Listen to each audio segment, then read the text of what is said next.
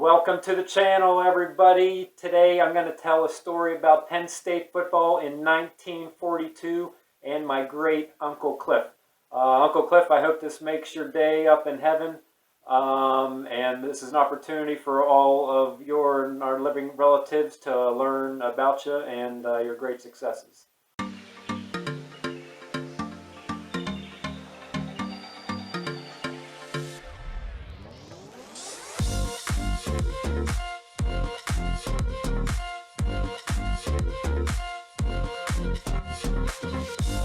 So the background to this story is I always knew my great Uncle Cliff was a star football player for Penn State, so I decided to do internet searches on him, trying to find his statistics. I found one website out there that you could find all the past lettermen for Penn State. His name is out there, 1942. I always thought he was a star quarterback, and that's what I was told, but whenever I find the information out on the internet, it looks like he was a star running back and big man on campus at the time. So I also searched eBay and found program guides out on the internet that they used to sell for 25 cents.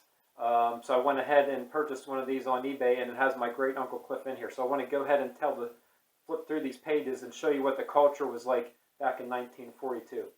Okay, here we go. So let's start with the front cover of the program guide. So 25 cents. That seemed like a lot of money to me. I just Googled what does a football program cost today if you go to like a Steeler game, and it's $5. So I think 25 cents is pretty expensive back in the day, but it is a book several pages deep. Also notice if you go through the schedule back whenever Penn State used to play, it was mostly Ivy League schools, which I find that pretty intriguing. What was Penn State's record in 1942? 6-1-1. So way to go, Cliff. That's pretty cool. So who did they play? Bucknell, Lehigh, Cornell, Colgate. They lost to West Virginia, Syracuse, Penn, and Pitt. All right, flipping through the pages, this is one of the most intriguing pages. Look at this. So this culture has probably changed back in 1980, but used to advertise for cigarettes in a football program guide. And check this out. So it used to be cool, or they made the perception of being cool, to smoke a cigarette while you're riding a bicycle. So I just think that's pretty wild, phrase it that way. Also, so what went on during 1942? That was World War II. So look, we have military folks in the program guide here. So I think that's pretty intriguing. As comparison today, if you bought a program guide, you probably have information on the COVID vaccine in there. So it's just interesting to see what was the culture like back then. Here you can see my Uncle Cliff is number 10. He was a halfback. Here is a photo of my great Uncle Cliff in the program guide. And then on the next page, you can see we've got a Coca-Cola ad here. So this is probably something that I would expect. I was also curious on what Beaver Stadium looked like back in 1942. So I found this picture out on eBay.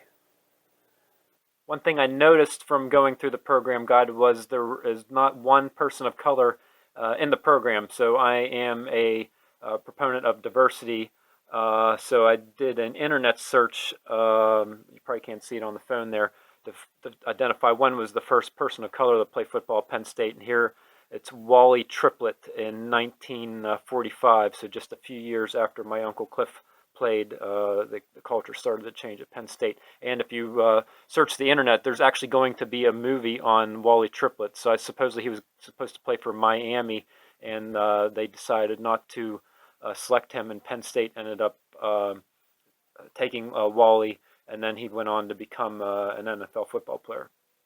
There you have it. I hope you enjoyed that quick little story about Penn State football and what it looked like in 1942. If anybody out there has ever heard of my great Uncle Cliff, or if you're a relative of him, if you could please comment down below, that'd be pretty neat. I'll get in contact with you.